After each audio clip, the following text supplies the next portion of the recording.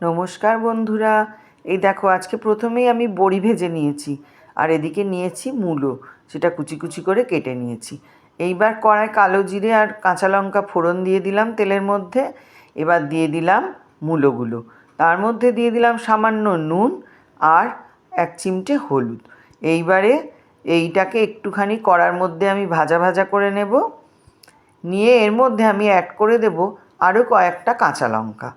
তারপরে একটুখানি নাড়াচাড়া দিয়ে এটাকে আমি ঢাকনা দিয়ে দেব। ঢাকনা দিয়ে প্রায় 7 মিনিট রান্না করার পরেও দেখলাম মূলোটা কিন্তু সেভাবে নরম হয়নি, তাই আবার আমি এর মধ্যে অ্যাড করলাম সামান্য জল।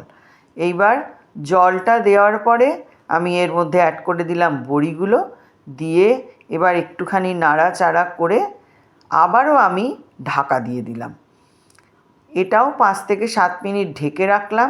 তারপরে যখন ঢাকনা খুললাম দেখলাম মূলো একদম নরম হয়ে গেছে। তখন আমি এর মধ্যে অ্যাড করলাম চিনিটা দিয়ে বেশ মূলো বড়ির সাথে একটুখানি কড়ায় নাড়াচাড়া করে একটু ভাজা ভাজা করে নিলাম। এরপরে অ্যাড করলাম ধনেপাতা, সেটাকেও কড়ার মধ্যে বেশ ভালো করে নাড়াচাড়া করে মূলো আর বড়ির সঙ্গে মিশিয়ে ফেললাম। এইবার আমি যেটা দেব সেটা হচ্ছে সামান্য চালের গুঁড়ো, যাতে মূলো থেকে কোনোভাবেই জল না কাটে, বেশ একটা শুকনো ভাজা ভাজা ব্যাপার আসে। এই দেখো আমার মূলোর ছেচকি একদম রেডি। কেমন হয়েছে তোমরা বলো। লাইক, কমেন্ট, শেয়ার করতে ভুলো না। সবাই খুব ভালো থেকো।